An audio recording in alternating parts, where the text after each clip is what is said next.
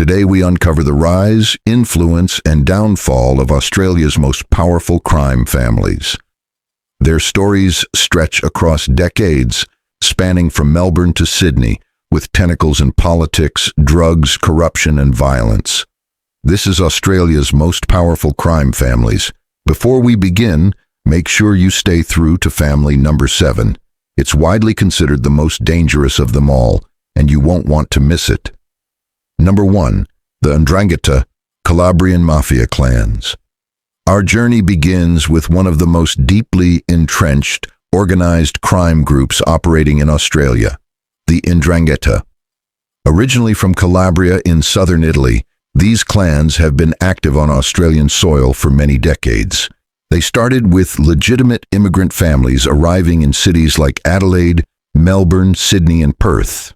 Over time, they leveraged legitimate businesses, fruit and vegetable markets, agriculture, wholesale produce, while also building networks in narcotics, especially marijuana in their early days, later moving into ecstasy and other synthetic drugs.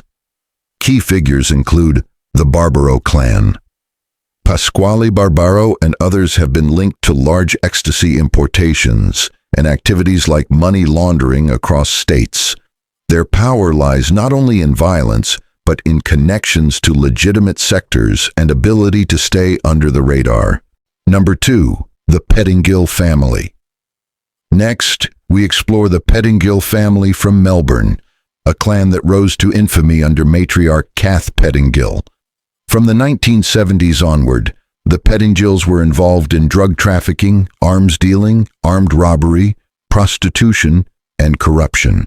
They became especially notorious during the Melbourne Gangland Killings, a series of violent conflicts between rival underworld groups. Members such as Victor Pearce, Trevor Pettingill, and others played central roles.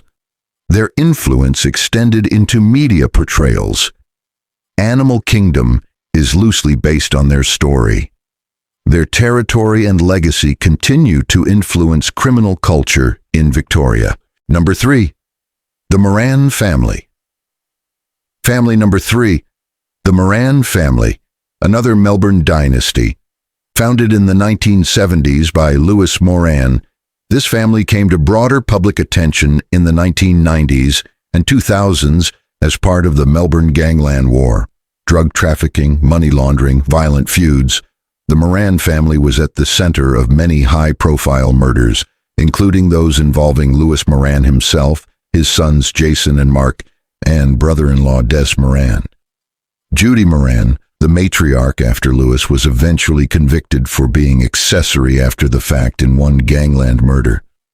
The Moran legacy is one of power born from turf wars and betrayal. Number 4. Brothers for Life, Hamzy family. In more recent times, Brothers for Life, also known as the Hamzy family, has emerged as one of the most powerful crime gangs in New South Wales, particularly in Sydney's southwest suburbs.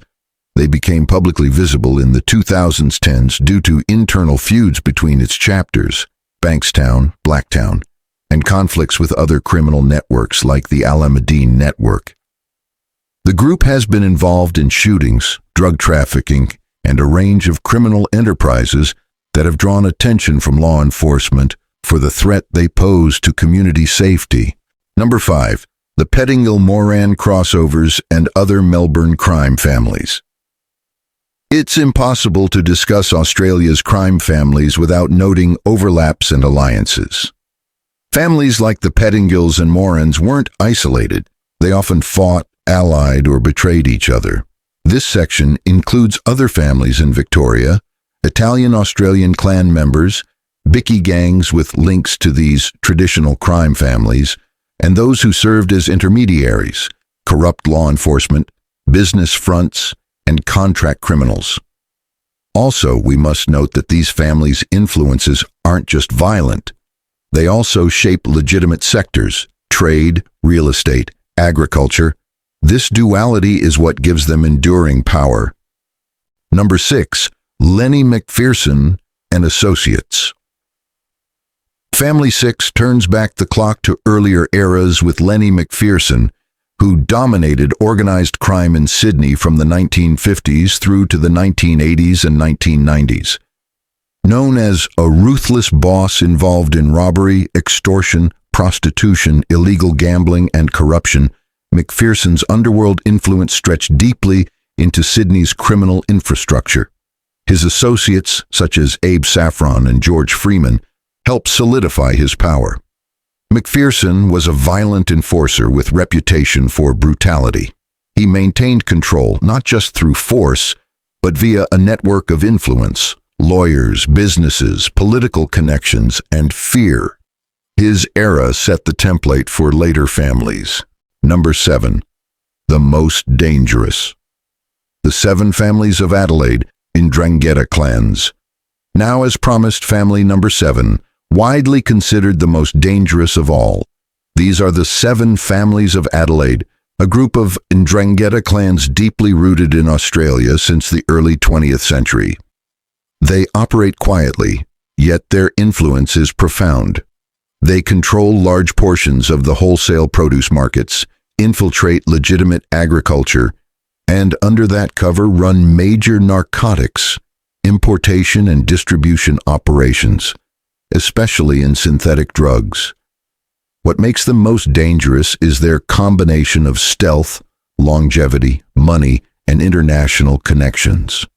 Unlike some crime families who gain notoriety through violence or high-profile murders, these Adelaide clans seldom attract media attention. They instead invest heavily, bribe strategically, launder money through legitimate enterprises, and maintain political ties. Their long tradition of secrecy means they are harder to dismantle. Law enforcement agencies often struggle to trace their influence in business, trade, and politics. In short, the 7 families represent the ideal mafia model: durable, deeply entrenched, profitable, and elusive. Each of these families, whether from Melbourne, Sydney, Adelaide, or elsewhere, shares certain traits: intergenerational power, ability to move between the legal and illegal world, and ruthlessness when protecting territory or profit. But Australia's most dangerous is family number 7, the 7 families of Adelaide. Their breadth, quiet power, and ability to remain under the radar make them especially menacing. If you'd like to see a deeper dive into any one family, or learn about current law enforcement actions against them, leave a comment. And don't forget to subscribe if you want more true crime breakdowns from Australia's underworld. Thanks for watching.